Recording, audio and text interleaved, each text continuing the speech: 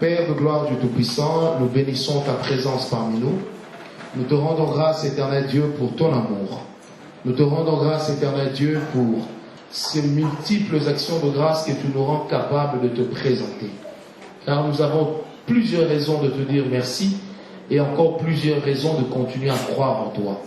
Éternel, ta parole est la vérité et elle constitue pour nous une source de vie. Laisse, éternel Dieu, que ce soir encore tu sois béni.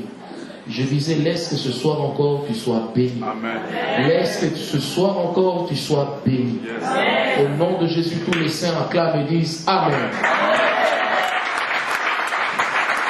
Alléluia. Que Dieu bénisse aussi la présence des hommes de Dieu. Enfin, on se revoit. Vous connaissez alors? Ah oui, hein? Ouais. Dieu est vivant. Alléluia. Amen. Nous nous sommes rencontrés 2 ou 3 fois déjà. Oui, oui. Ouais. Ouais, ouais. Moi je suis du Congo et lui est du Burkina Faso. C'est ça. Ah, bon, c'est bon. Voilà. Amen. Amen. Nous avons tous un point commun, c'est que nous servons Dieu. Et nous aimons le Dieu que nous servons et nous le servons avec sérénité. Et nous croyons que Dieu est vivant et qu'il ne manquera pas de nous faire encore du bien ce soir. Amen. Amen. Nous avions commencé l'enseignement depuis avant-hier sur marcher et vivre avec Dieu. Je l'avais dit clairement, c'était impossible de terminer cet enseignement en 3, 4 ou 5 jours parce que c'est vraiment, il y a beaucoup de choses à dire là-dedans. Amen. Je sais qu'on est en train de dire des choses qui paraissent des fois indigestes pour certaines personnes, d'où la recommandation de toujours prendre note des enseignements afin que vous ayez le temps de lire et de relire chez vous à la maison. Amen. Amen. Et si vous ne prenez pas note, ayez au moins l'amabilité d'enregistrer l'enseignement ou d'acheter les CD et les DVD un peu plus tard. Surtout que notre technicien est en cravate ce soir. Amen. Au premier jour, nous avions dit ceci: pour mener une vie, pour marcher avec le Seigneur et pour vivre avec Dieu, la porte la plus importante était d'abord de recevoir Jésus-Christ comme sauveur et ensuite faire de lui le Seigneur de notre vie. Amen. Amen. Nous avions également dit ceci, que dans l'église de Jésus-Christ, nous sommes en train de souffrir des incompréhensions qui ne sont pas dues au niveau d'études, qui ne sont même pas dues au niveau d'onction, mais qui sont d'abord dues au fait que de plus en plus dans l'église aujourd'hui, il y a des ramassis et des suiveurs de pain. Amen. Et leur présence dans l'église fait que nous avons de plus en plus des faux frères et des fausses sœurs. Nous avons des faux convertis. Parce que la qualité de la conversion du chrétien d'aujourd'hui, des fois quand j'entends parler les frères et sœurs aujourd'hui, je me pose la question de savoir si nous avons tous reçu le même Jésus. Amen. Parce que je me rends compte que de plus en plus, il y a un dysfonctionnement chrétien dans les têtes de la plupart des saints. Amen. Hier, nous avions introduit sur le deuxième type de relation qui était marcher et vivre avec le Seigneur tout en tenant compte du fait que Dieu soit un souverain. Et comprenez que lorsque nous disons que Dieu est souverain, ça veut dire que peu importe le problème, Dieu aura toujours raison. Amen. Vous savez, j'ai longuement médité encore cette nuit sur cette vérité. Dieu a toujours raison. Je me suis rappelé d'un homme qui a dit à Dieu dans la Bible, je voudrais rendre ce qu'il a dit en français un peu plus simple. Un jour, se rendant compte qu'il n'avait pas péché, il a tout perdu. Il a perdu ses enfants, Dieu lui a laissé sa femme. Il a perdu tout son cheptel et même ses travailleurs. La Bible dit, minute après minute, les travailleurs étaient en train de se succéder pour lui annoncer que tu as tout perdu. Amen. Et il est entré dans une lamentation. Et il y a quelque chose qui m'a toujours épaté. Et c'est là que nous commençons l'enseignement de ce soir, puisque nous allons continuer sur le sens de la souveraineté de Dieu comme étant une domination aussi territoriale. Amen. Amen. Alors, cet homme dira à Dieu, en langage plus simple, il va dire ceci au Seigneur. Seigneur, j'ai envie d'aller avec toi devant un tribunal. J'ai envie de porter plainte. Parce que je ne vois pas le mal que j'ai fait. Mais, même si je vais avec toi devant un tribunal, tu auras toujours raison, parce que tu es Dieu. En fait, cet homme voulait dire à Dieu, si on prend ta divinité, on la met de côté, tu as tort. Est-ce que vous comprenez? Il était tellement révolté qu'il a dit, le Seigneur, je n'ai rien fait.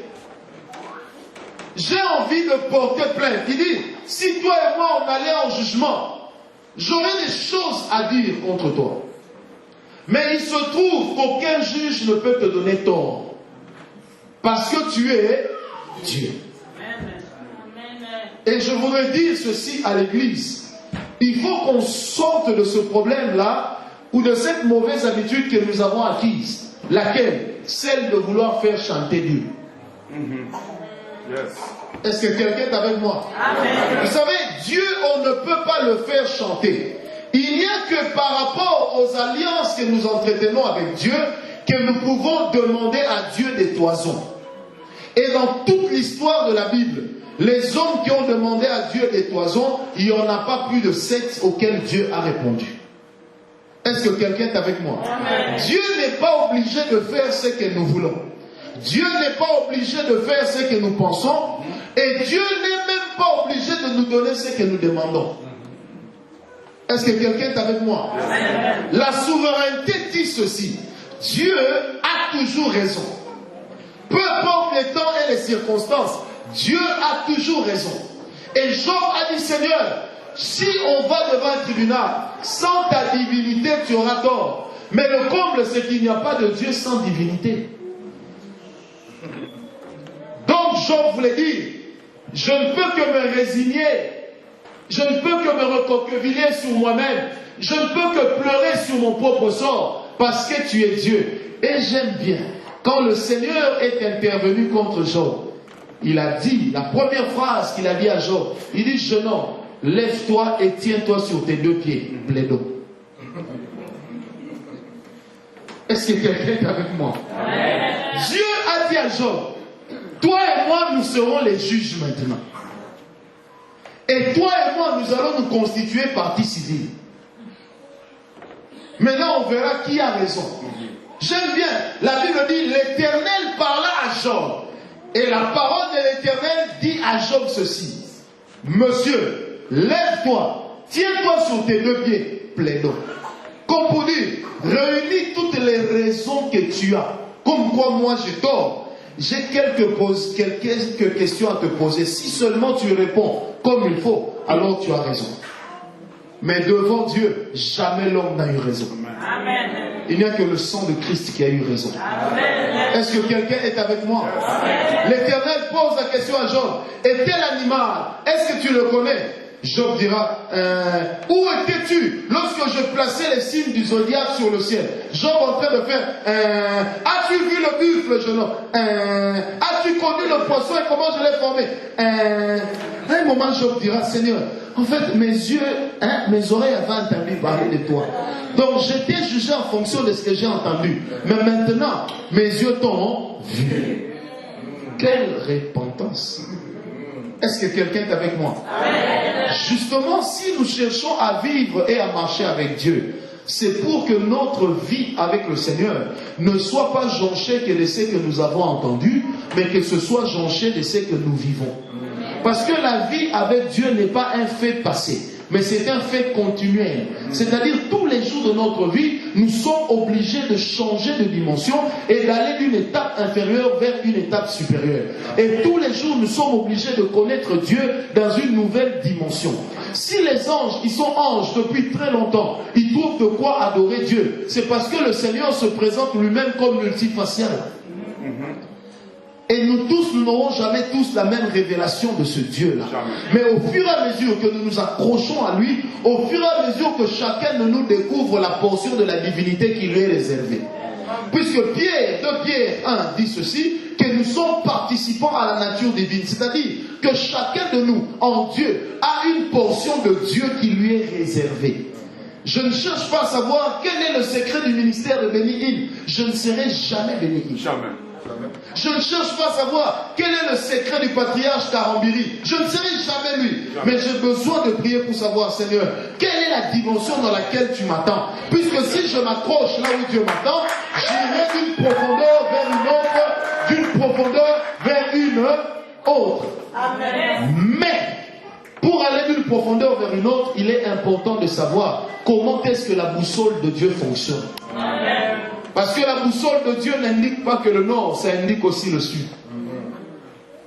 Amen. Est-ce que quelqu'un est avec moi? Amen. Et là où Dieu établit sa souveraineté, il conduit chacun de nous comme il veut, mais tout en tenant compte de la soif que nous avons et que nous entretenons de le découvrir. Amen. Dieu ne t'obligera jamais à le servir. Dieu ne t'obligera jamais à marcher avec lui. Ça, c'est ton comportement. Il faudrait que toi-même, tu t'obliges à marcher avec Dieu. Yes. Vivre et marcher avec Dieu, ce n'est pas de l'art, mais c'est toute une vie. Ce n'est pas un talent inné, mais c'est toute une vie. Et nous avons besoin d'aimer, de chercher cela, afin que ça devienne notre mode de vie. Vous savez, le Seigneur doit cesser d'être celui vers lequel nous allons lorsque nous avons des problèmes.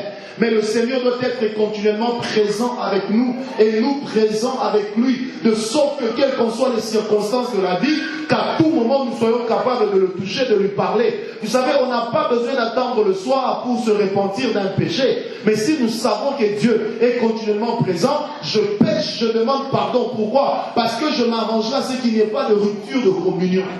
Pour chaque rupture de communion, il y a une perte. Et je n'ai pas besoin de perdre parce que Dieu m'attend pour m'amener dans quelque chose de plus grand. Et à chaque fois que je garde le péché en moi, c'est un temps précieux que je suis en train de perdre. Et le temps est la seule chose dans le management qu'on ne peut pas contrôler, qu'on ne peut pas influencer. Le temps, on ne peut que faire avec. Et si tu ne peux pas faire avec le temps, il s'imposera sur toi. Et un jour, tu vas te réveiller, tu as 70 ans, tu as 90 ans, tu as 90 ans, ta vie est passée et dans ta vie, on te rappellera la cigale et la fourmi. Est-ce que quelqu'un est avec moi? Donc ce que tu fais de ton précieux temps est important parce que chaque instant compte. Dis à ton voisin, chaque instant compte. Non, dis-le lui très bien, chaque moment compte.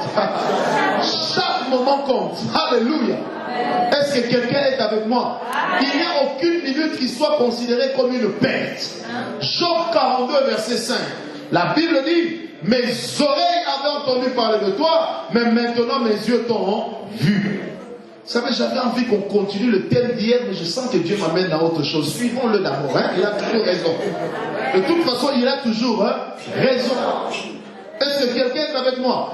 Job a marché en respectant les lois. Il a marché en respectant les us et coutumes. Étant donné qu'il vivait à la même époque que les fils d'Issachar. La Bible dit ceci: lorsque les enfants de Job avaient festoyé, le matin Job offrait des sacrifices se disant: peut-être que le cœur de Dieu est froissé. Donc Job faisait tout, alors qu'il n'était même pas hébreu. Il faisait tout pour garder sa communion avec Dieu, pour garder la communion de sa maison avec Dieu. Mais même en faisant tout, le Seigneur lui a quand même ravi ce qu'il avait. Vous voulez que je vous dise quelque chose? Il est impossible de marcher avec Dieu et d'atteindre les buts avec le Seigneur lorsqu'on n'a pas encore donné à Dieu la chose qu'on considère comme la plus précieuse en dehors de la vie. Yes. Et après avoir donné à Dieu la vie, il y a encore une chose qui est plus précieuse, c'est le rêve. Et le Seigneur a un rêve. Et que ce que Dieu veut faire dans nos vies, il veut prendre le rêve qu'il a, nous le communiquer. Il veut prendre le rêve qu'il a et nous le donner. La destinée de l'homme n'est pas jonchée de son intelligence. La destinée de l'homme n'est pas un dessin qu'il se fait sur base d'une réflexion. Mais la destinée de l'homme, c'est lorsque l'homme rattrape l'image que Dieu a de lui. Est-ce que quelqu'un est avec moi? Donc si je prêche ce soir, c'est parce que dans ma destinée, le Seigneur avait déjà fait un rêve.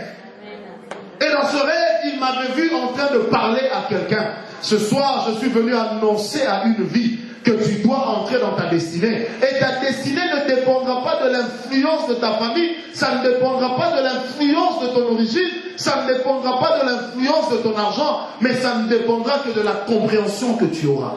Parce que dans le monde spirituel, ceux qui comprennent les choses, ils contrôlent. Ceux qui comprennent les choses, ils peuvent influencer. Et ceux qui ne comprennent rien, ils ne pourront que suivre. Est-ce que quelqu'un est avec moi? Mes oreilles avaient entendu parler de toi. Nous avons des chrétiens qui parlent en langue. Ils sont encore dans une relation d'oreillette. Vous savez, quand les oreilles ont entendu parler, nous sommes les seuls à avoir entendu. Mais quand les yeux ont vu, les autres aussi ont vu. Amen. Vous savez, ce que Job avait était une évidence. Mais Job avait seulement entendu parler de Dieu. Mais le jour où Dieu a restauré Job, toute la terre a vu que cet homme a été restauré. Est-ce que quelqu'un est avec moi? Je ne marcherai pas avec Dieu avec un système d'oreillette, mais je marcherai avec Dieu dans un système de vision. Est-ce que quelqu'un est avec moi? Oh Seigneur, j'aime quand tu me chuchotes des choses à l'oreille, mais je préfère quand je vois et je préfère quand les résultats sont là, parce que l'évidence fait que les autres sauront que Dieu est avec moi. Alléluia. Oui, on peut tout enlever, on peut tout effacer, mais la mémoire oculaire est quelque chose d'inébranlable. Est-ce que quelqu'un est avec moi? Moi, j'aime les visions, parce que même quand je ne les écris pas, ça reste. Moi, j'aime les visions, parce que même quand je ne les comprends pas, ça reste. La plupart d'oreilles ici ont déjà entendu parler de Dieu. Comme Job, la plupart d'oreilles ont déjà dit à Dieu, Seigneur, regarde, c'est toi qui m'as donné des enfants. Tous les matins quand je me lève, c'est toi Seigneur. Oui, mais il y en a qui n'ont pas aussi Dieu, mais sur lesquels Dieu lève son soleil. Dis à ton voisin, vivre c'est un privilège, mais en regardant bien, ce n'est pas aussi un privilège. Est-ce que quelqu'un est avec moi? Vivre c'est un privilège, mais il y a des situations où il y a des gens qui ont envie, il y a des gens qui ont envie de mourir. Ils ont envie que Dieu lui-même approuve l'euthanasie. Parce que leur vie n'a pas de sens, il vaut mieux mourir. Comme disait un homme, il est de ces gens dans leur famille, on ne pense à eux que quand il faut transporter les casiers après le deuil. Et lorsqu'il y a des fêtes, on ne pense à eux que pour aller louer les chaises. Amen. Mais on ne leur confie jamais l'argent, on leur confie que des factures déjà payées. Parce qu'ils n'ont aucune valeur pour les leurs. Est-ce que quelqu'un est avec moi? Dans la relation où nos oreilles entendent parler de Dieu, c'est une relation où nous avons l'impression d'entendre parler de Dieu que par rapport à sa loi. C'est une relation dans laquelle nous entendons parler de Dieu par rapport à l'expérience des autres. Mais il est temps que ce que nous entendons parler de Dieu cesse d'être une expérience des autres, que ça devienne une vie pour nous. Il est aussi important que lorsque nous nous retrouvons, que chacun de nous ait à dire à l'autre. Que chacun de nous partage quelque chose avec l'autre. Disons qu'avec mon Dieu, c'est comme ça que j'ai marché. Vous savez pourquoi il y a des gens qui suivent Jésus et au même moment ils sont dans le monde? Pourquoi il y a des gens qui marchent avec le Seigneur et ils abandonnent Dieu aussi facilement qu'ils l'ont accepté? Pour la simple raison que la plupart ont donné à Dieu leur cœur, mais ils n'ont pas encore donné à Dieu leurs rêves. Celui qui donne à Dieu ses rêves, il devient totalement dépendant de Dieu. Celui qui donne à Dieu ses rêves, il dépend totalement et complètement de Dieu. Vous savez, celui qui nous donne l'onction, celui qui nous donne la grâce, celui qui nous fait grâce de sa grâce, il se trouve qu'il a aussi des exigences. Et il faut apprendre à marcher avec Dieu tout en tenant compte de ses exigences. Et des fois, nous nous donnons tellement de droits que nous oublions que celui qui est en face de nous a aussi des exigences. Est-ce que quelqu'un est avec moi ce soir? Alléluia. Et quand on ne comprend pas ces principes, on aura seulement entendu parler, mais on ne comprendra pas comment se saisir des opportunités que le Seigneur nous donne. Parce que la vie spirituelle, chaque étape pour monter, c'est jonché d'abord ou c'est précédé des opportunités que Dieu nous donne. Et la compréhension des opportunités et comment les capitaliser, c'est ça qui nous aide à réussir avec Dieu. Réussir avec Dieu n'est pas qu'une grâce. Ça demandera aussi vos efforts. La grâce, tout le monde peut l'avoir. Mais ce n'est pas tout le monde qui a réussi malgré la grâce. Je me rappelle en l'an 2000, lorsqu'Osborne est arrivé à Kinshasa, en 2000 c'était Bonquet. Il était en train de prêcher, d'animer une conférence des serviteurs le matin, le soir c'était la croisade. Et nous étions 10 000 personnes dans la salle. Et il était en train de dire, voilà comment mon ministère est devenu grand. Si vous faites ceci, vous deviendrez comme moi. J'ai dit à mon voisin, il ment. À combien de gens il a déjà dit ça? Combien vous connaissez qui sont déjà devenus comme lui? Est-ce que quelqu'un est avec moi? Non, je dis à mon voisin, il ment, sincèrement. Vous savez, l'époque où les Occidentaux devaient nous amener l'évangile est passée. C'est maintenant à nous de leur amener l'évangile. J'ai dit à mon voisin, non, à combien de personnes il a dit ça? Et ça fait 1 an, soi-disant, qu'il est en train de parcourir le monde, l'Afrique, pour leur dire la même chose. J'ai dit, il est passé au Nigeria, il est passé au Bénin, il est passé au Togo, il est passé en Zambie, maintenant il est ici au Congo. J'ai dit, combien de gens où il est passé sont devenus comme lui? C'est l'époque de nous raconter les histoires là, hein, c'est passé. Maintenant nous aussi on a compris un peu Dieu.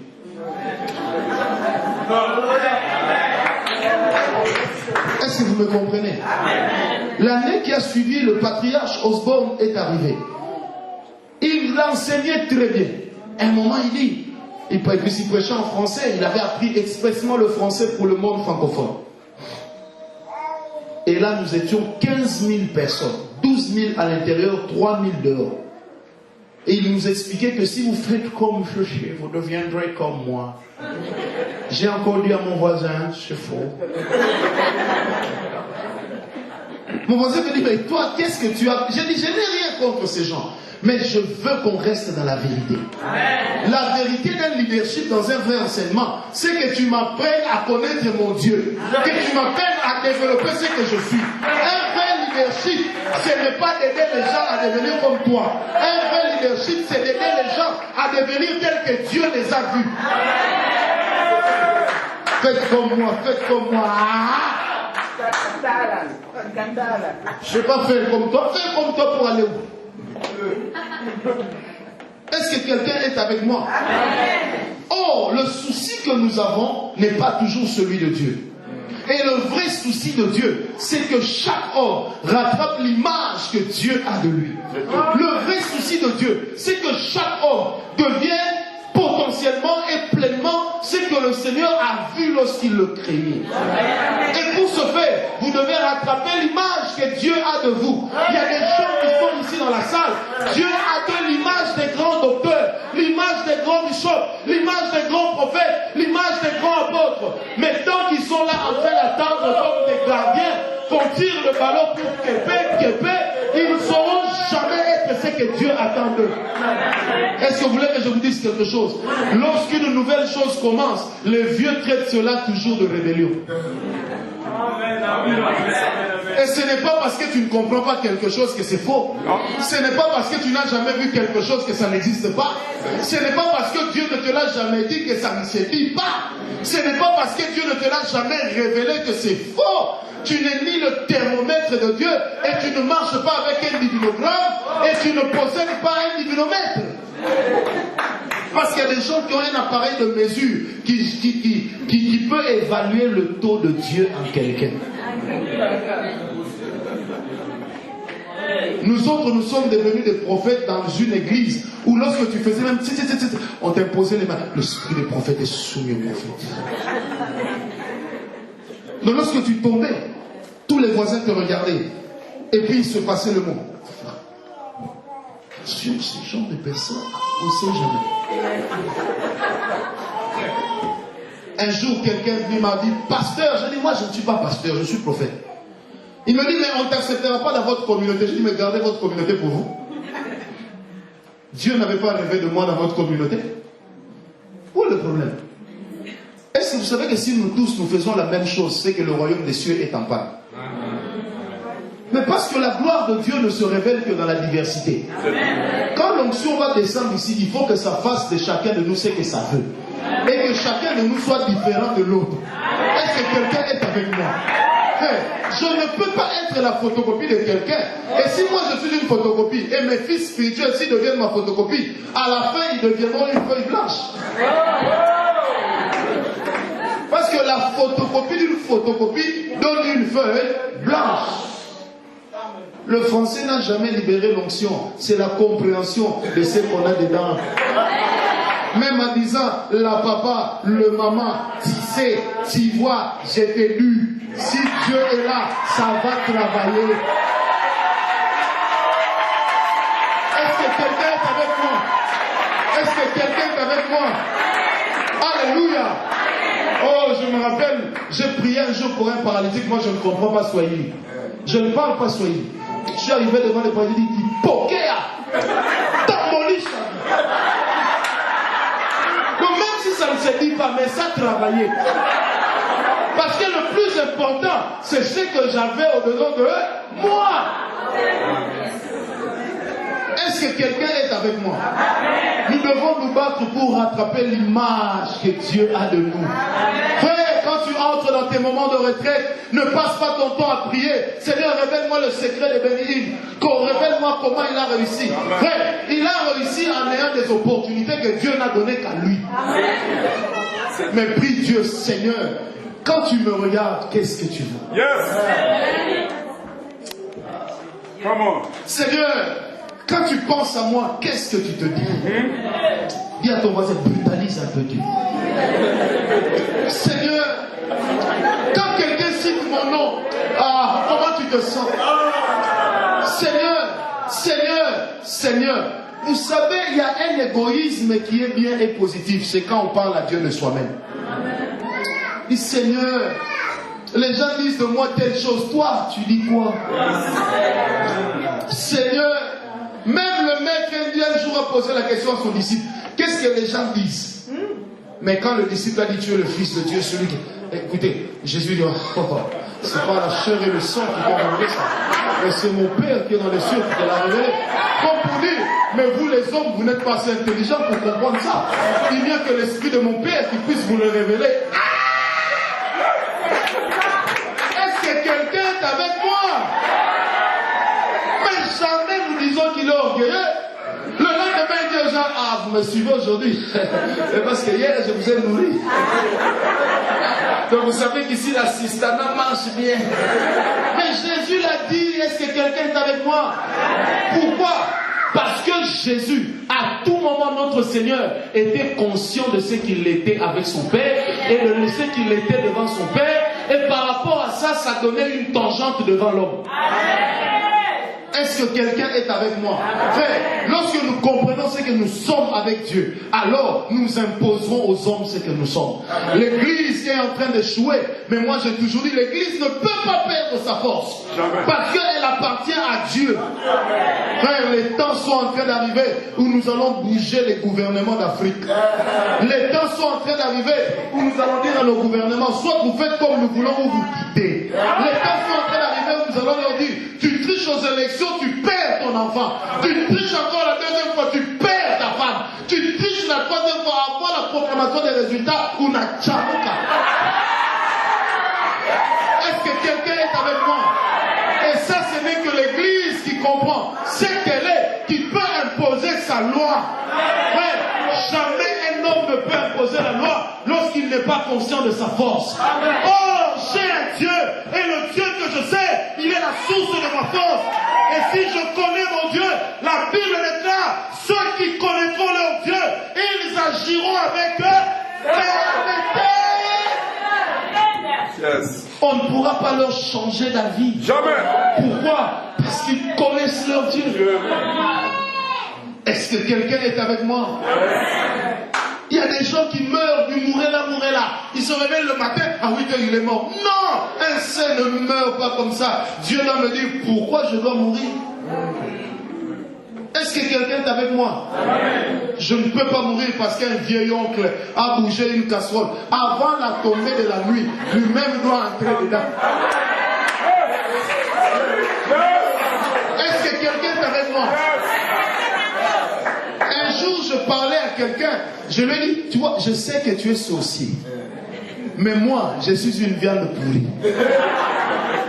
Je dis, je suis le genre de viande, quand tu approches déjà, ça sent mauvais. Donc tu es obligé de t'éloigner. Je lui ai dit, si tu vas avec mon nom chez ton sorcier là, ou chez ton grand-maître, je lui ai dit, il va te chasser de la loge. Parce que tu lui as amené une viande pourrie. Une viande, le genre, même quand on coupe, ça ne saigne pas. Parce que c'est déjà pourri. Vous pensez même le diable a envie de passer le ventre? Ça, c'est littéralement traduit. Est-ce que quelqu'un est avec moi? Dis un peu à ton voisin, je commence à m'énerver. Dis-lui, je commence à m'énerver. Non, dis-lui pas, je commence à m'énerver. Non, tu lui as pas dit, dis-lui maintenant, moi je commence déjà à m'énerver. Non, dis-lui, moi je commence à m'énerver. Non, dis-lui que je commence à m'énerver. Ah. Est-ce que quelqu'un est avec moi? Est-ce que quelqu'un est avec moi? Enfin, vous savez, un jour, il y a mon frère qui entre dans la chambre. À l'époque, j'étais célibataire, j'habitais chez les parents. Et puis, il me trouve sur la garde-robe. Il me pose, tu fais quoi là-bas? Je dis non, je vais sauter sur un démon. Il me regarde, il dit, mais ce type-là, c'est compliqué. Amen. Et quelques minutes après, moi-même, je saute, pique, et puis je crie aux huiles. Est-ce que quelqu'un est avec moi? Oui. Quand nous disons je te lis, ça marche. Quand nous disons je te chasse, ça marche. Quand nous disons je marche sur toi, ça marche. Oui. Parce que la Bible dit, tout ce que vous allez lier sur terre, le sera aussi au ciel. Le ciel attend de nous la compréhension de ce que nous sommes. Le ciel attend de nous la compréhension de ce que nous pouvons. Le ciel attend de nous que l'on donne des ordres pour que les anges s'activent. Père, dis à ton voisin, je ne peux plus échouer. Ah, dis-le bien, je ne peux plus échouer. Dis-le bien, je ne peux plus échouer. Je ne peux plus échouer. Alléluia. Le temps où on tâtonnait est passé. Le temps où il fallait voir le jaune comme le bleu, le gris comme le rouge, là, c'est fini. Soit c'est rouge. Oh non, j'ai dormi. Maintenant, dans la vision, j'ai vu comme tais-toi, comprends avant de parler. Maintenant, toi, qu'est-ce que tu vois? Je vois des hommes comme des arbres. Donc, qui t'a dit que c'est que tu vois comme des arbres, là, c'est ça les hommes. Donc, tu vois bien. Et puis, est-ce qu'un arbre, vraiment, pas un arbuste, mais un arbre peut avoir la taille d'un homme? Ce type-là aussi était un peu compliqué. Est-ce que quelqu'un est avec moi? Amen. Alléluia. Amen. Non, je suis venu pousser quelqu'un à s'énerver. Il y a des prières que nous faisons. Seigneur, aie pitié de moi, pauvre créature. Dieu, je ne suis qu'un vase d'albâtre. Seigneur, si tu n'agis pas, oh Dieu, je vais mourir. Là où Dieu n'agit pas, ça veut dire qu'il a agi en toi. Prenez Exode 7, verset 1. Vous savez, Dieu est compliqué, mais il est bien. Moi, si on me demandait un job dans la vie, je voudrais bien être conseiller de Dieu. Pas pour lui prodiguer des conseils, mais pour comprendre ce qu'il pense. Écoutez, l'Éternel dit à Moïse, vois, je te fais Dieu pour Pharaon, et Aaron ton frère sera ton prophète. Ça, c'est un verset qui pêche contre les lois de l'humanité. Et même contre la théologie classique. Quand vous lisez ce verset en hébreu, j'ai la version Shuraki chez moi. Dieu dit ceci à Moïse. Il dit, Moses, je ferai de toi Elohim devant Pharaon. Ça ne se dit pas. Et il y a un commentateur biblique qui a dit, certainement c'est une erreur de traducteur. Non. Parce que quand Dieu parle en tant qu'intuito personae, il parle en se présentant comme étant Eloah. Mais quand il cite Elohim, qui se termine par S en hébreu, c'est ce qu'on appelle la pluralité. Donc Dieu dans sa pluralité. Or, c'est par rapport à la pluralité que Dieu se parla lui-même dans le jardin d'Éden et qu'il dit, faisons l'homme à notre image. Amen. Au commencement, Dieu était là. Mais quand il fallait créer l'homme, il parla en lui-même comme étant un être pluriel. Et maintenant, Dieu dira à Moses, il dit, Moses, de moi, dans tout ce qui fait ma divinité, dans ma composition divine, je me prends, je te donne. Mais pendant que toi tu seras en face de Pharaon, moi je serai serai pas en toi, mais je serai derrière Pharaon. Mais toi, tu porteras ma capacité. Tout ce que je garderai, c'est la main qui va endurcir le cœur de Pharaon. Est-ce que quelqu'un me comprend? Dieu dit à Moïse, donc, devant les problèmes de Pharaon, je n'entendrai pas les prières de l'Égyptien. Je n'entendrai même pas les prières d'Israël. Mais, toi, Moïse, tu seras Dieu pour Pharaon. C'est-à-dire, c'est que moi, Dieu, je suis, c'est ce que toi, tu seras devant cet homme Pharaon. Vous savez que c'est grave de sens. C'est un peu comme si Dieu était en train de renoncer à son rôle. Et il prend son rôle, il le cède à l'homme. Mais remarquez, jamais une seule fois, Moïse a dit, je suis Elohim. Pourquoi il ne l'a pas fait? Parce que Moïse savait que Dieu s'était dépouillé d'une autorité pour lui donner. Mais que cette autorité-là ne lui appartenait pas. Peu importe ce que nous devenons avec Dieu, ce que nous devenons ne dépend pas de nous. Ça dépend toujours de Dieu. Et Dieu a dit à Moïse, je te ferai Elohim pour Pharaon. C'est-à-dire, peu importe la dureté du cœur de Pharaon, toi ne résistes pas à parler. Et je veux dire à quelqu'un, vous savez, des fois nous n'avons pas de résultats parce que Dieu nous a donné le marteau pour casser le mur par la parole. Mais nous sommes là, Seigneur, regarde le mur, casse-le. Dieu ne fera jamais ce qu'il sait que tu peux faire. Dis à ton voisin, devant les problèmes de ma vie, je deviens Elohim. Non, dis-le bien. Maintenant, dis-lui devant les sorciers de notre clan, de notre tribu, même devant les francs-maçons de la Louvière.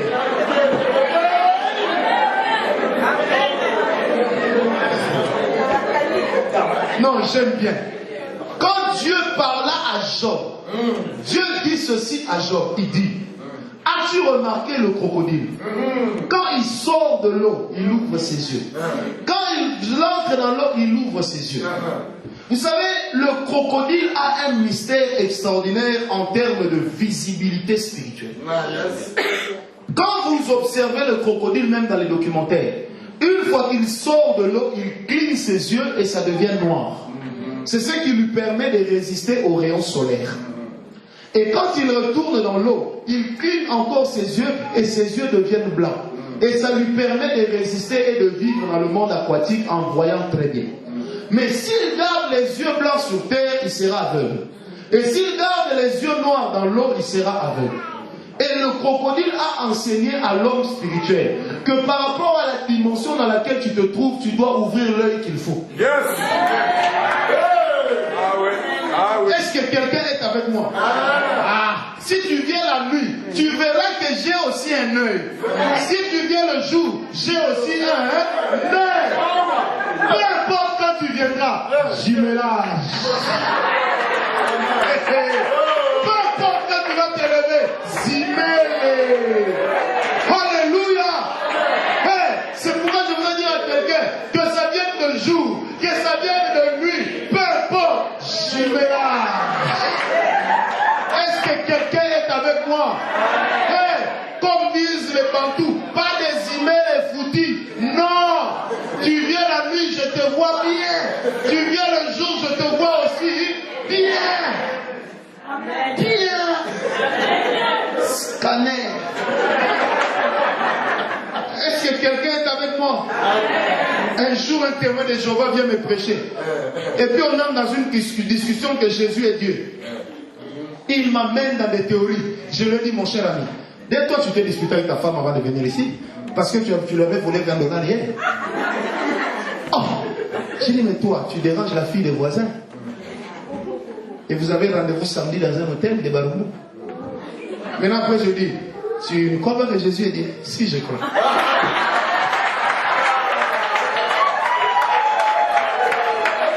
Est-ce que quelqu'un est avec moi? Voisin la chose. Non, quand tu comprends le mystère de la chose, tu connais les raccourcis.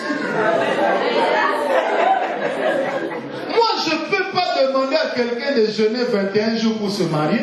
D'abord, tu vas te marier, tu t'es avili. c'est bien que je me marie. Et puis voilà, comme un masque dessiné par un enfant de 4 ans. Est-ce que quelqu'un est avec moi? Je ne peux pas demander à un malade de jeûner 40 jours pour sa guérison. Parce que c'est lui donner le raccourci droit vers la mort. Mais moi je dirais à quelqu'un, il va connaître Dieu. Si tu es bien avec Dieu, le reste de la abou, bien. Est-ce que quelqu'un est avec moi? Frère, dis à ton voisin, crocodile. Non, dis-le lui très bien, crocodile. Quand tu viens la nuit, je suis là. Vous savez, une fois je dormais, j'habitais encore chez mon père à l'époque, il y a plus de 15 ans. Et pendant que je dormais, j'ai vu tout à coup comme une lumière qui est entrée dans ma chambre. Et l'Esprit de Dieu m'a emporté en esprit. Et je me suis retrouvé juste au-dessus du portail. Et pendant que je me postais au-dessus du portail, j'ai vu quelqu'un qui allait entrer dans la parcelle. Et quand il m'a vu, il a crié, ah! Il a fui. Directement là où je suis, je me suis réveillé et j'ai compris ce qui venait de se passer. J'ai tiré les rideaux, je regardais le portail. J'ai dit, mon gars, je t'ai vu. Donc ne cherche même plus à progresser. Je t'ai déjà vu. Est-ce que quelqu'un est avec moi? Dis à ton voisin, même quand tu dors, il ne faut pas bien dormir. Non, dis-le lui très bien. Même quand tu dors, il ne faut pas bien dormir. Un jour, j'étais à Mbujimaï dans une province, et puis j'appelle mon épouse, je lui dis, lève-toi. Elle me dit quoi? J'ai dit, il y a quelqu'un qui est en train d'attaquer notre fille. Elle me dit, mais comment tu sais ça? J'ai dit, c'est simple. J'ai vu ce monsieur entrer chez moi, aller vers la porte de ma chambre, il m'a trouvé devant. Je viens de les chasser. Mais là où tu es, lève-toi, va au couloir, dis seulement, monsieur, on t'a vu, sors. Et comme elle est obéissante, elle est sortie, elle l'a fait. Mais avant de le faire, elle s'est rendue compte que notre fille aînée était presque en train de suffoquer. Et quand elle a parlé, fini, l'enfant est devenu bien. L'enfant a commencé à dormir. Et là où moi j'étais en mouvement, les bandits nous ont à la même minute attaqués. Et ça tirait de partout. J'ai dit aux jeunes pasteurs avec lesquels j'étais, je leur dis, soyez calmes, je suis avec vous dans la barque. Il ne nous arrivera rien. Vous savez, ils ont tiré. Et la journée, les voisins diront, les militaires qui sont venus attaquer ceux qui viennent de Kinshasa, ont dit qu'ils n'ont pas trouvé la porte de la maison. Mais c'est simple, la porte était là, mais nous l'avions avalée. Est-ce que quelqu'un est avec moi? Frère, si tu comprends ce que tu es avec ton Dieu, tu sauras aussi de quoi tu es capable. Des fois, tu cherches quelque chose, alors que toi, tu as une chose qui est plus précieuse que celle-là. Frère, la fin de tes problèmes est arrivée. Et la fin de tes problèmes te sera présentée à l'heure où tu comprendras que tu n'es pas n'importe qui. Amen. Est-ce que quelqu'un est avec moi? Frère, tu veux me traîner devant un tribunal, mais je rendrai le juge malade. On ira des reports, hein? Reports. Alléluia. Jusqu'au jour où moi j'aurai toutes les preuves pour avoir raison. Alors là maintenant on ira devant le tribunal. Quelqu'un dira oui, c'est comme si Dieu est toujours pour vous. Et il voulait qu'il soit pour qui? Non, tu veux qu'il soit pour qui? Est-ce que vous savez que dans la justice de Dieu, il prend toujours parti pour nous? Il a dit au diable, frappe-le, mais ne le tue pas. Le diable a respecté les... Est-ce que quelqu'un me comprend? Frère, non, si vous comprenez qu'avec Dieu, vous êtes plus que vainqueur, le territoire sur lequel vous vous trouvez, vous allez l'influencer. Est-ce que quelqu'un est avec moi? Prenez avec moi quelque chose que j'aime. Dieu est fidèle. Je voudrais ouvrir cela dans les Écritures. Genèse 23. Je lis à partir du verset 1. Sarah vécut 127 ans. C'est la durée de sa vie. Elle mourut à Kiriath Arba, c'est-à-dire Hébron, dans le pays de Canaan. Abraham vint mener deuil sur Sarah et la pleura. Puis il s'éloigna de son corps et il dit aux Hittites. Genèse 23 à partir du verset 1. Verset 4. Je suis un étranger et un résident temporaire parmi vous. Donnez-moi une propriété funéraire chez vous pour que j'enterre mon mort et l'éloigne de moi. Les Hittites répondirent à Abraham, Écoute-nous, Seigneur. Tu es un prince de Dieu au milieu de nous. Dis un peu à ton voisin, tu es un prince de Dieu au milieu de nous. Quand on dit tu es un prince de Dieu au milieu de nous, ça veut dire après Dieu ici, c'est toi. Alléluia.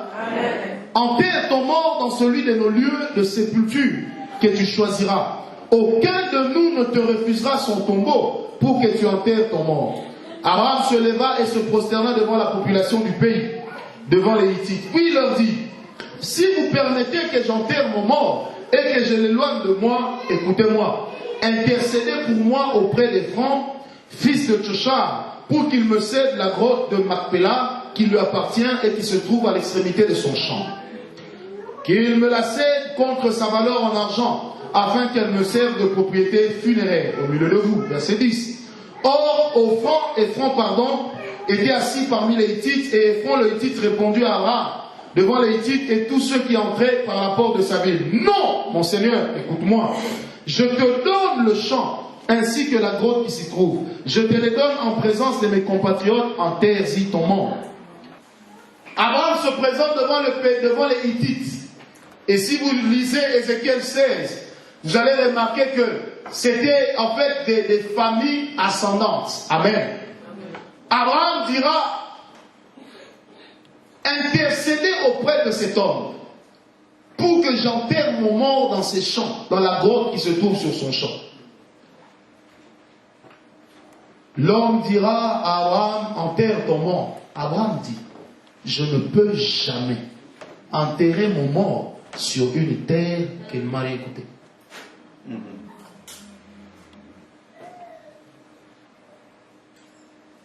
Parce que Abraham dans sa vie a refusé la gratuité.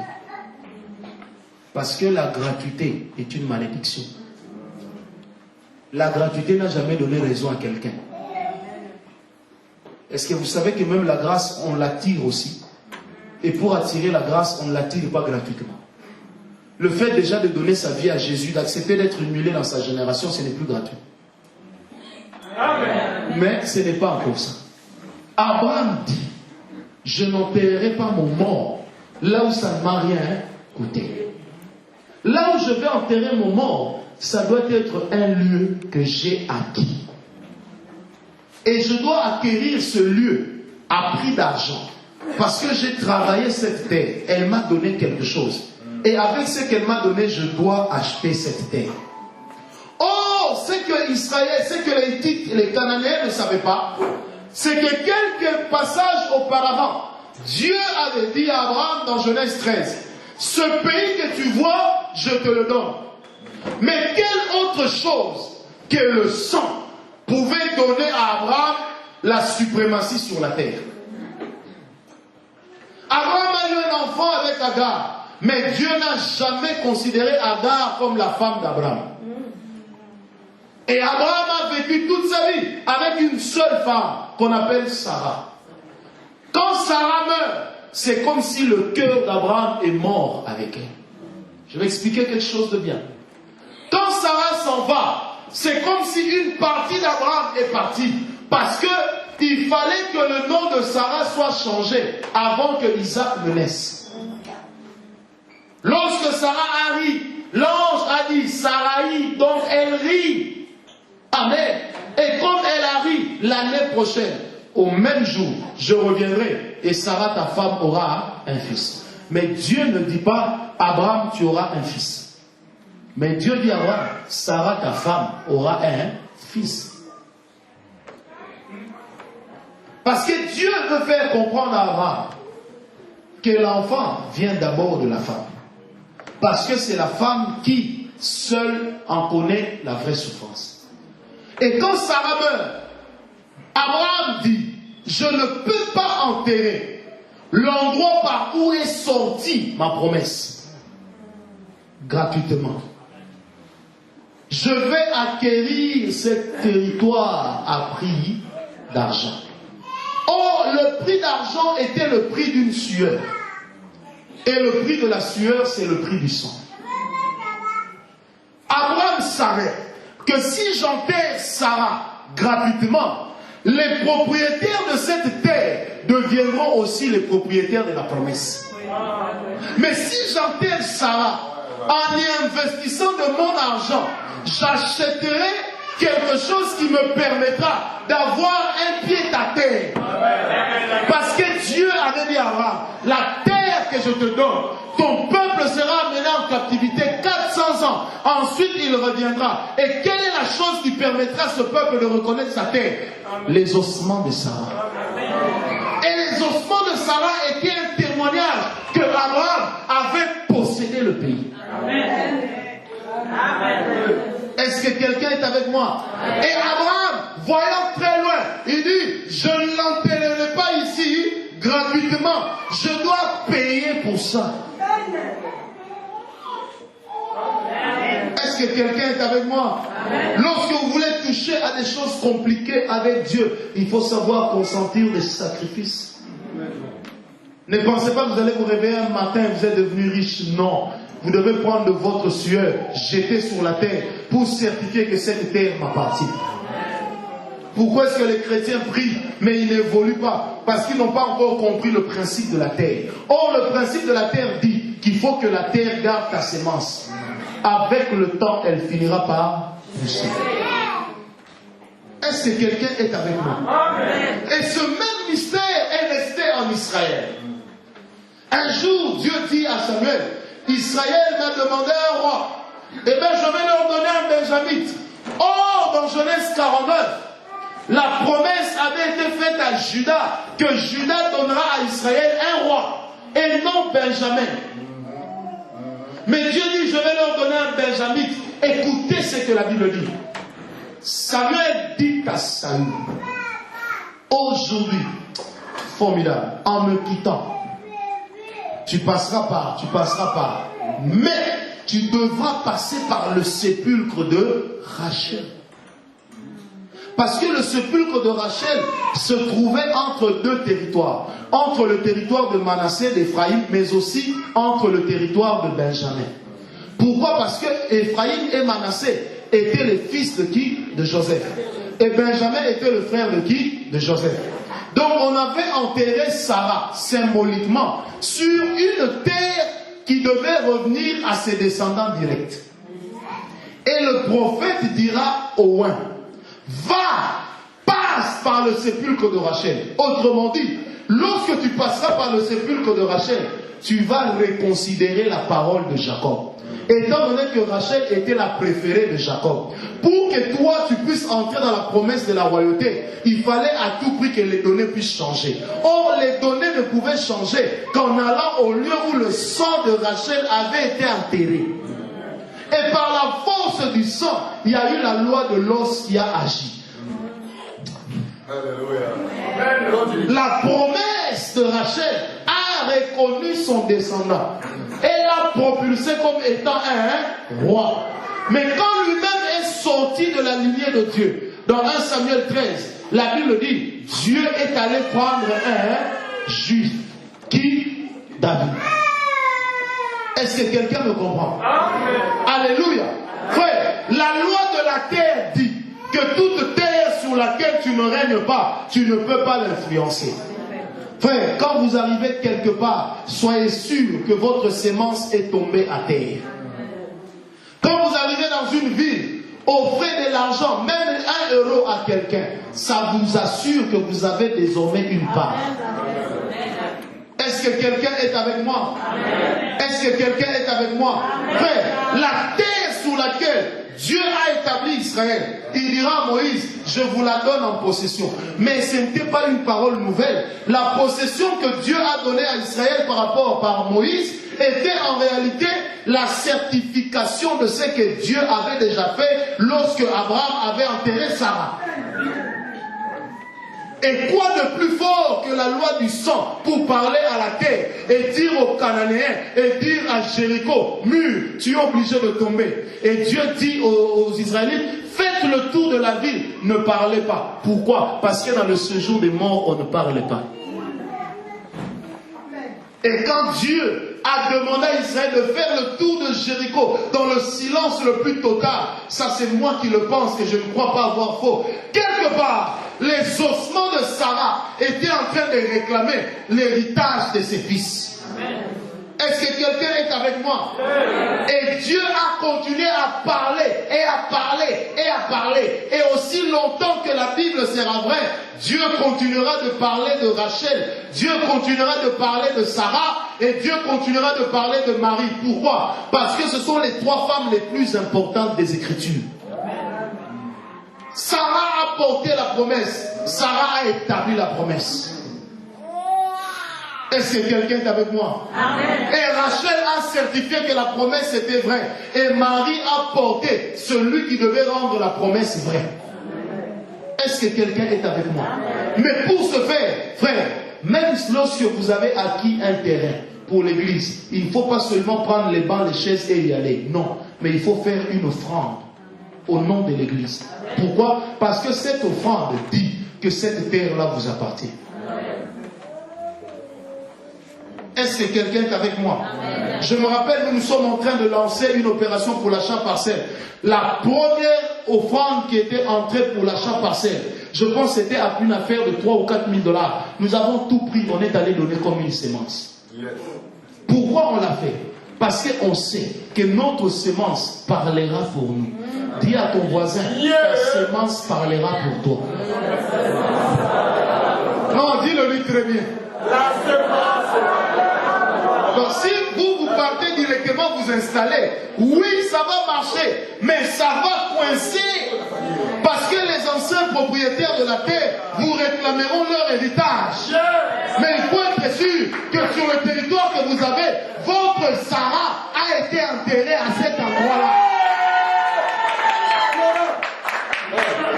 Est-ce que quelqu'un me comprend? Dis à ton voisin, ma Sarah à moi sera enterrée ici. Non, dis-le-lui très bien. Alléluia.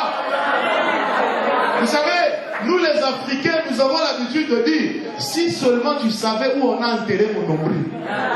Ça veut dire quoi? Que là où on enterre le nombril de quelqu'un, ça a une valeur spirituelle et juridiquement spirituelle pour lui.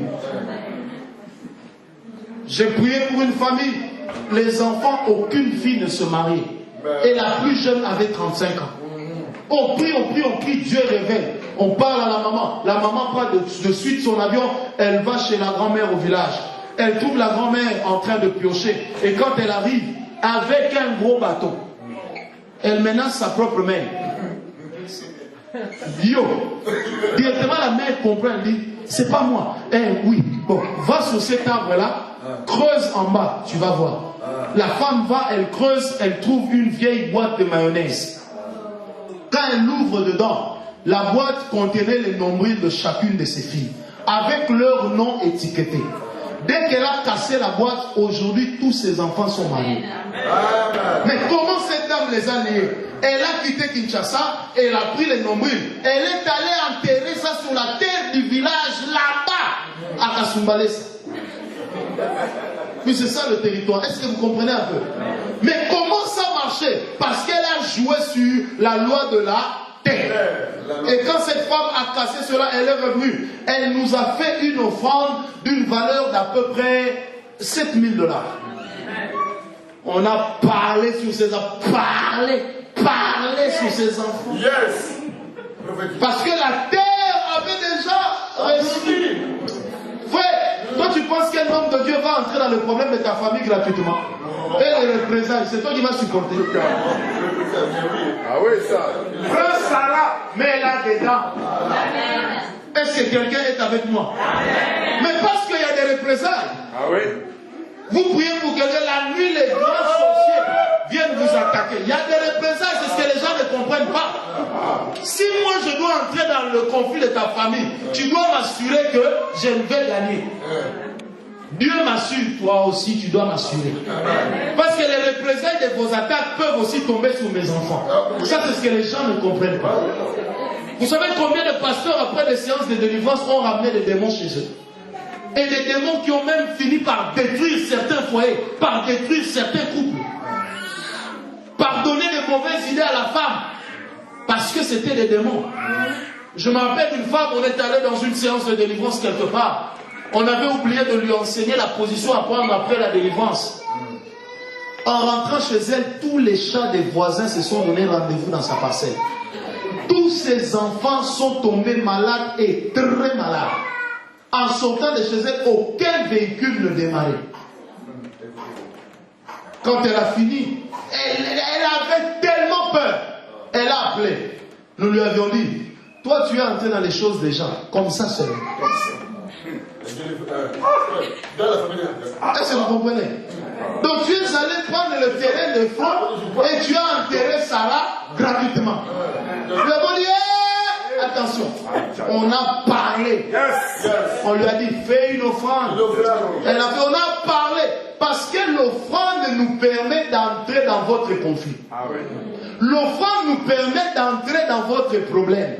Est-ce que quelqu'un me comprend? On peut avoir des priorités, on peut être pressé par le temps, mais n'oubliez pas une chose, tant que Sarah n'est pas entrée sur cette terre-là, cette terre ne vous appartient pas. Amen. Et plusieurs enfants de Dieu ont cédé leur bénédiction à leurs ennemis parce qu'ils n'ont pas compris les principes.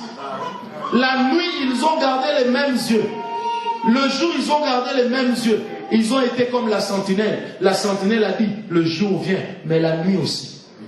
Mais la sentinelle voulait dire, la nuit vient, le jour aussi. Mais la nuit et le jour, je n'ai pas le même comportement. Est-ce que quelqu'un me comprend? Dis à ton voisin, dis-lui, c'est sérieux. Non, dis-le lui très bien. Dis-lui maintenant, c'est sérieux. Non, dis-le lui bien, c'est très sérieux. Non, dis-lui, c'est très sérieux cette histoire. Non, dis-le lui bien, c'est très sérieux. Et Dieu me parle. Il y a des gens ici, malgré leur âge, qui rêvent encore, qui sont enfants dans la maison de leurs parents. Il y a des gens ici qui rêvent encore alors qu'ils sont des licenciés. Mais ils rêvent encore du moment où ils étaient sur le banc de l'école. Parce que la terre où ils ont grandi les a gardés. Et ils ne peuvent pas aller de l'avant. Et en eux, ils ont acquis un esprit rétrograde. Est-ce que quelqu'un me comprend? Dis à ton voisin, il faut enterrer Sarah. Il ne n'enterre pas Sarah là où ça ne t'écoutera rien.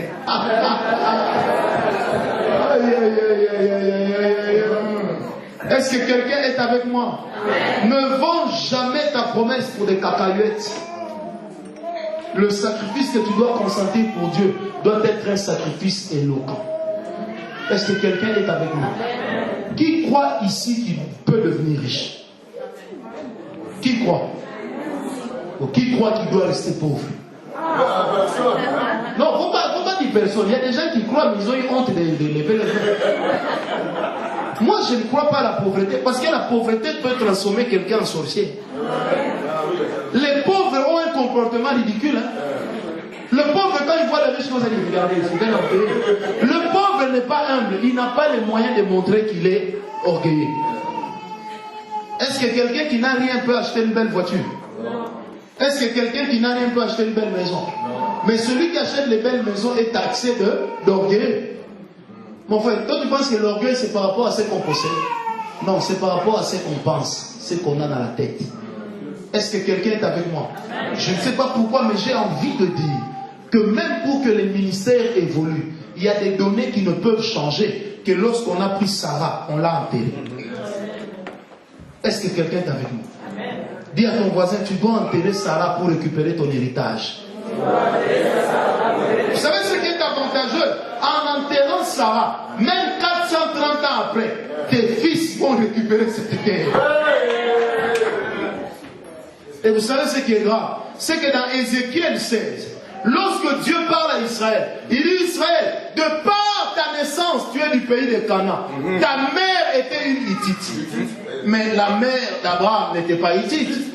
La mère de Sarah n'était pas Hittite. Mais qui étaient les Hittites? La terre sur laquelle on avait enterré Sarah était une terre hittite. Et Dieu rappelle à Israël que tu es devenu hittite parce que tu as acquis cette terre par le sang de Sarah. Est-ce que quelqu'un est avec moi? Alléluia. Est-ce que quelqu'un est avec moi? Il y a des choses, si nous ne les faisons pas, nous ne les aurons pas. Frère, une grande gloire n'est jamais venue sur quelqu'un sans sacrifice. Jamais. Quand nous allons dormir dans des forêts, passer la nuit sur des montagnes sous la pluie, et que nous sortons avec des poux sur la jaquette, bien que chauve. Frère, c'est sérieux.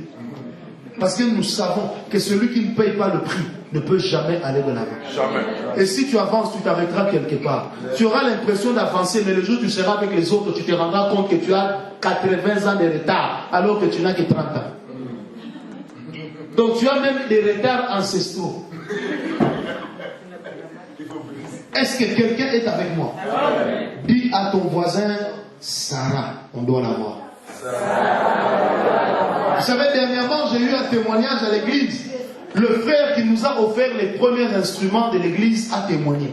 Il dit, je me suis retrouvé aux États-Unis, j'avais un bon de commande d'une société. J'ai enlevé 7 000 $, j'ai acheté les premiers instruments de l'église. Je les ai ramenés à Kinshasa, ça coûtait 12 000 pour une commande de 30 000. J'ai amputé la commande de 12 000. Il dit, je ne savais pas qu'en ce moment-là, j'étais en train d'enterrer Sarah. Il dit, 3 mois après, il y a une compagnie de télécommunications qu'on appelle RTL ou Celtel. Vodacom. Non, c'est Vodacom. Non, c'est... Oui, c'est RTL. RTL l'appelle pour dire, on a besoin de monter rapidement, tout de suite, un studio d'enregistrement. Et on a pensé à toi, va nous acheter le matériel. Il dit, ce qui est bizarre, c'est que dans l'histoire, j'ai gagné à peu près 4 fois plus que ce que j'avais investi pour les instruments. Deuxièmement, je me suis rendu compte qu'en faisant le sacrifice d'acheter les instruments pour l'église, j'ai découvert l'endroit où on achète les instruments à moins cher. Et il dit, je ne me rendais pas compte qu'en enterrant mon Sarah, là, le terrain sur lequel je l'ai enterré, c'est le terrain sur lequel Dieu m'a béni. Est-ce que quelqu'un est avec moi? Frère, on a beau déployer la puissance de Dieu, on a beau déployer les prophéties, on a beau déployer les ailes de la puissance de Dieu, mais si Sarah n'est pas tombée, et si Saül n'est pas passé par le sépulcre de Rachel, rien n'arrivera. Est-ce que quelqu'un est avec moi? Je n'avais pas prévu de te le dire ce soir, mais je te le dis parce que Dieu me l'a mis à cœur. Il est temps que les choses changent. Il est temps que l'Église devienne une force. Et il est temps que l'Église puisse démontrer sa force dans ce monde. Et l'Église ne deviendra jamais une force avec des gens qui sont incapables de soutenir leurs assemblées. L'Église ne peut pas devenir une force. Cette Église, il y a 3 mois, on était ici, ou 2 mois, on avait donné une prophétie comme quoi Dieu allait vous donner votre endroit. Vous êtes sur le point d'avoir votre endroit puisque vous l'avez déjà. Mais il y a des gens qui n'ont quand même rien donné et qui vont venir prier. Attention, tu risqueras de prier quelque part et toute l'onction qui descend tombe à côté de toi, jamais sur toi. Et après tu vas dire aux gens, moi je suis un vieux caillou, moi je ne peux pas tomber. Non, c'est pas que tu ne peux pas tomber, en réalité tu ne peux pas avancer. Est-ce que quelqu'un me comprend? Il faut que chacun amène sa brique ici. Dis à ton voisin, tu dois amener ta brique. Et même si tu ne pries pas ici, puisqu'on en parle maintenant, si tu espères acheter une maison à toi, je parle très prophétiquement, si tu espères bâtir une maison un jour, si tu espères construire des églises ou un ministère puissant, je te lance un défi. En dehors de ce que tu as déjà fait pour ton église, ce dimanche ici, que chacun de nous fournisse l'effort d'amener combien? Vous voulez examiner combien? Chacun doit amener combien? Vous proposez-moi. Chacun peut amener combien? Hein? Chacun peut amener combien? 50 là, ça c'est pas ça là. Ça c'est un gars. Parce qu'après ça, après dimanche, je ne sais pas quand vous allez me le voir. Donc moi j'ai besoin de prier pour cette sémence. On ne peut jamais avancer tant qu'on ne sait pas encore se dépouiller. Est-ce que quelqu'un me comprend? Montre-moi un peu mon téléphone ici. Quand je suis allé aux États-Unis il y a 1 mois, j'ai dit au prophète qui m'a reçu, je vais aussi avoir ce téléphone. Et je n'en avais pas l'argent. Le jour où je rentre, mon épouse m'appelle, elle me dit, on a déposé ce téléphone pour toi, à la maison. J'étais tellement chaud. J'ai dit, quand on vient me chercher à l'aéroport, on m'amène ça déjà, je vois ça. J'ai parlé à la sœur qui avait amené ça. Je lui ai dit, si Dieu est avec moi, c'est que tu cherches qu'il te donne. Au moment où je parle, le jour où je prenais mon vol, je suis allé lui dire bonjour. Elle m'a dit, papa, j'ai une bonne nouvelle. J'ai dit, laquelle? J'ai eu l'argent pour aller à Dubaï et commencer mes affaires. Je l'ai regardé dans les yeux, j'ai dit, tu comprends? Partout où tu enterres Sarah, cette terre-là te reviendra. Quand tu prendras Sarah, tu mettras dans l'enveloppe. Donne à Sarah ce qu'elle doit apporter dans ta vie. Comme ça, tu sauras quand Dieu a répondu ou pas. Est-ce que quelqu'un est avec moi? Mais avant ça, il faudrait que chacun de nous rattrape son image en Dieu. Alléluia. Si nous rattrapons l'image que Dieu a de nous, la vision que Dieu a de nous, nous cesserons de marcher comme tous les hommes et notre vie va changer d'étape et notre consécration va changer de dimension. Le plus important, c'est lequel? Le diable est en train de blaguer avec nous aujourd'hui parce que nous sommes les seuls à ignorer qui nous sommes. Pourquoi les gens se ruent vers la franc-maçonnerie? Parce qu'on leur dit, on va vous apprendre à découvrir qui vous êtes par la science de la lumière. Non, le diable ne peut pas t'apprendre à découvrir qui tu es. Le diable sait déjà qui tu es. Alors il veut que quand ce que tu es va éclore, que tu lui rendes gloire. Mais Dieu qui a mis tout ce que tu es et tout ce que tu seras en toi, ce soir il te dit, il faut que tu viennes vers lui. Quand sa puissance descendra sur toi, elle va manifester au plus profond de toi ce que tu es. Amen. Et ce soir, je parle au nom de Jésus que l'onction de Dieu sera ici. Amen. Dis à ton voisin, ça sera ici. Et cette onction qui va descendre, elle va changer la vie de beaucoup de gens. Amen. Elle va transformer la destinée de beaucoup de gens. Amen. Même si tu étais destiné à rien du tout, je déclare que tu seras destiné désormais à quelque chose de glorieux. Amen. Même si tu étais destiné à aller nulle part, je déclare que les autres quitteront quelque part pour venir chez toi. Et je dis que la position de ta vie, et ce que tu fais et ce que tu penses, le Seigneur que je sers dans mon esprit t'aidera à les accomplir au nom de Jésus. Dis à ton voisin, j'ai une identité avec Dieu. Vous savez, ce soir, nous allons prier dans deux dimensions. On va prier dans la dimension du crocodile. Dieu va ouvrir les yeux et on deviendra dangereux. Et on va prier dans la dimension de Job 39, où l'Éternel a dit à Job, as-tu vu le buffle? Il est calme, mais tu ne peux pas l'assujettir. Il est calme, mais tu ne peux pas faire de lui un esclave. Frère, l'onction qui va entrer dans nos vies, ça ne va pas nous rendre arrogants. Vous savez, permettez-moi d'en parler. La plupart des gens que j'ai rencontrés dans ma vie ont toujours été étonnés que moi, je sois moi. Parce que moi, en dehors de la chair, je suis un homme normal. C'est comme ça que je me suis éduqué ministériellement parlant. Donc, en dehors de la chair, moi, je suis un homme non normal. Et en dehors de la chair, je respecte tout le monde, même le plus petit. Parce que Dieu, quand il m'a appelé, il m'a dit, Francis, la chose que tu portes n'est pas à toi, elle est à moi. Amen. Et je n'aime pas trop parler des exploits du passé, de peur que ça ne m'amène à croire que je suis arrivé. Mais je préfère parler de mes rêves, parce que ça me donne la force de poursuivre. Amen. Dans notre vie, on a vu tellement de choses. Et pour ceux qui sont ici, nous avons un carnet dans lequel nous avons écrit 50 ans de prévisions prophétiques sur la RDC. En une nuit, l'Esprit nous a amené, nous avons écrit 50 ans. À cause de ça, les gens nous ont traités à un moment de moboutistes, à un autre moment de kabylistes, à un autre moment d'être de l'opposition.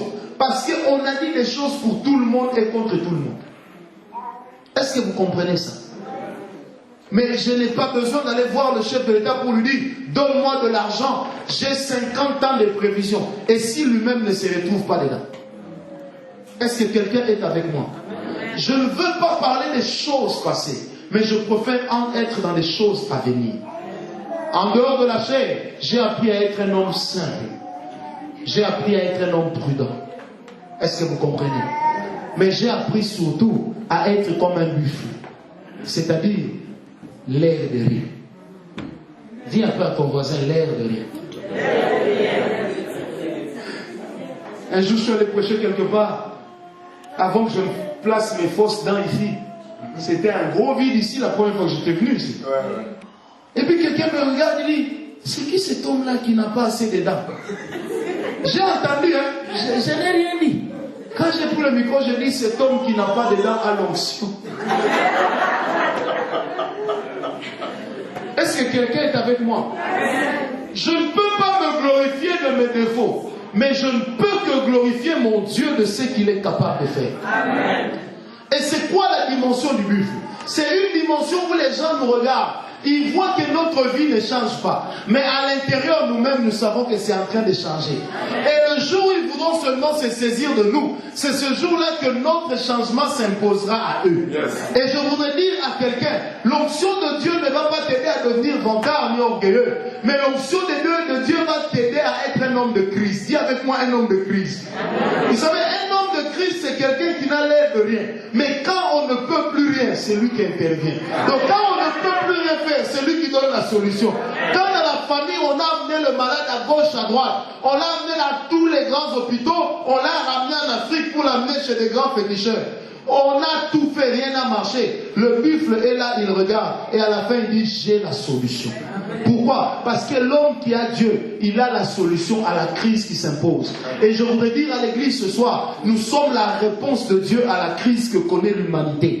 Nous sommes la réponse de Dieu à la crise que connaît la terre entière. S'il y a des guerres partout, s'il y a la famine, si aujourd'hui on est en train d'assister à des problèmes climatiques, c'est d'abord dû à l'égoïsme de l'homme. Il faudrait que l'église rappelle aux hommes que Dieu est amour et que les hommes doivent apprendre à s'aimer.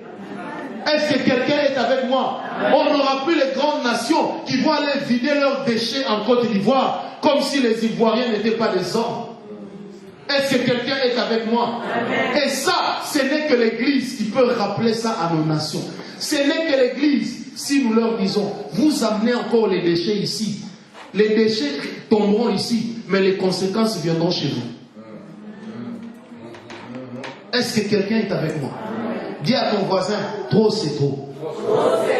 Dis-lui maintenant, l'heure est venue où on doit savoir que nous avons Dieu. Il est lui. Frère, Dieu ne regarde pas la race. Dieu ne regarde pas le niveau social. Dieu ne regarde pas le niveau d'études. Mais Dieu regarde seulement la consécration de nos cœurs. Où avons-nous placé Dieu? Je crois de tout mon cœur et il me le dit. Quand j'entrais ici, il m'avait donné une vision dans laquelle j'ai vu un enfant qu'on était en train de laver. Ce qui était bizarre, c'est que j'ai vu qu'on lavait cet enfant dans une grande casserole. On le lavait. Et le Seigneur m'a dit, non seulement que je vais restaurer, mais en plus je vais redonner de l'éclat à plusieurs personnes.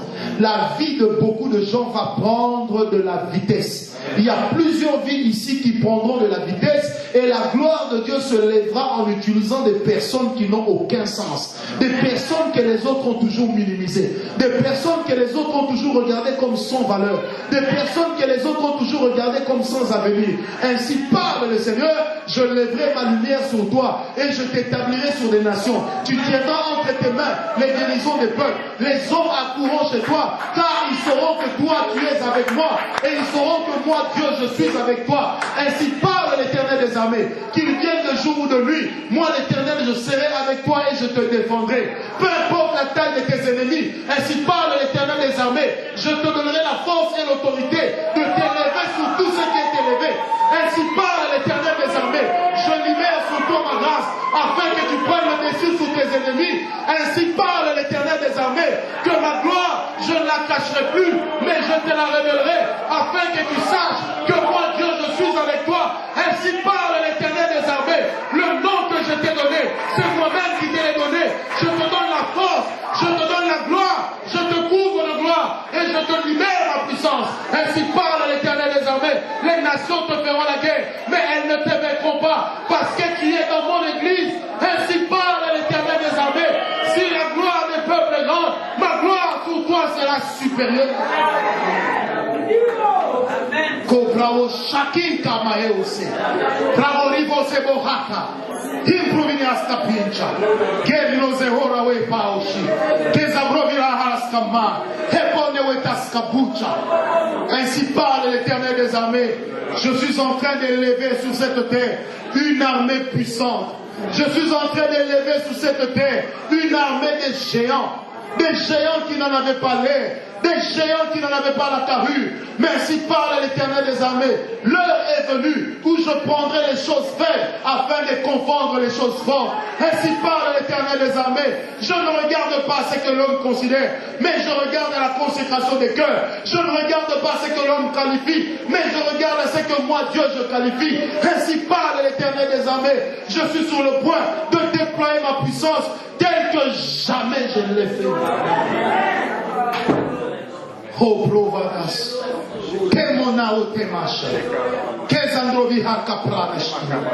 Et parce que tu as été fidèle, dit le Seigneur, je te bénirai.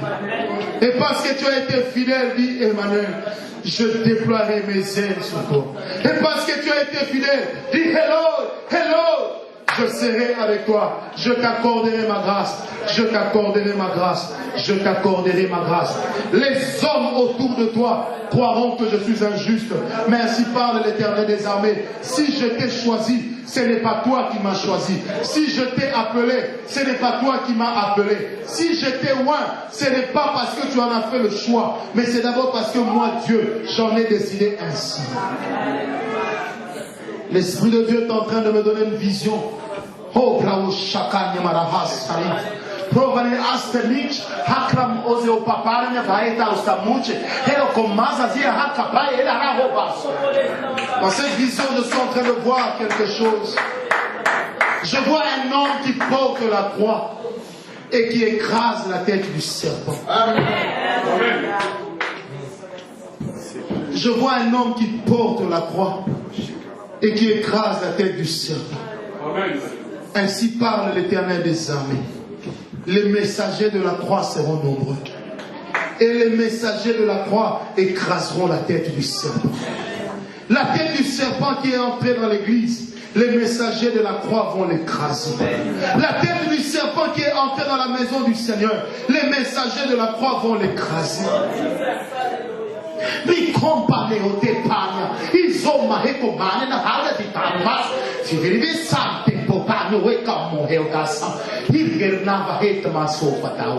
Ainsi parle l'Éternel des armées. Je suis sur le point d'élever un peuple. Ma grâce sur eux les transformera en des hommes prophétiques. Leur mode de vie et leur vie sera un message pour les nations. Leur mode de vie et leur vie sera un message pour ceux de leur génération. Ainsi parle l'Éternel des armées. Si les pères ont échoué, je déverserai ma grâce sur les fils. Ainsi parle l'Éternel des armées. La génération ne dépend pas de l'âge, mais elle dépend de l'époque à laquelle on s'identifie. Ainsi parle l'Éternel des armées. Je serai avec toi comme un bouclier, mais je serai aussi avec toi comme une épée. Je trancherai la tête de tes ennemis et je te garderai des flèches de l'oiseleur. Je te garderai des filets de l'oiseleur. Je te donnerai la victoire. Alors tu sauras que moi, Dieu, je suis avec toi. Je sens l'autorité de Dieu ce soir. Je sens la présence de Dieu passer dans les rangées. Oh my God. Il y a une telle puissance de Dieu qui est en train de passer dans les rangées. Il y a des gens qui vont sauter de leur chaise. Tellement la puissance de Dieu est grande. Dieu est en train de libérer ce soir une dimension prophétique sans précédent. Amen. Dieu est en train de libérer dans cette salle une dimension prophétique extraordinaire. Et je parle au nom de l'Éternel que maintenant, tous ceux qui sont appelés à manifester la dimension prophétique